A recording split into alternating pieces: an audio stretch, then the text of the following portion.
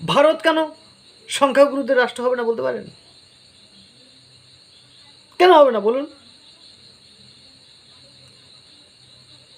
ভারত ভেঙে টুকরো দেশগুলো যে যার মতো করে সংখ্যাগুরুদের রাষ্ট্র তৈরি করছেন, আর হিন্দুদের জন্য এক টুকরো একটা দেশ থাকবে না।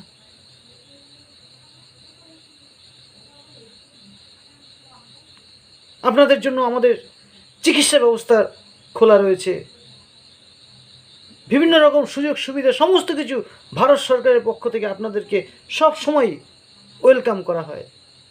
আর আপনারা সেই ভারতের বিরুদ্ধে স্লোগান তোলেন, আপনারা আমাদের মা বোনদের মালাউন বলেন, মালাউন বলে গালাগালি দেন। এই বাংলাদেশ, ছি ছি ছি ছি ছি ছি।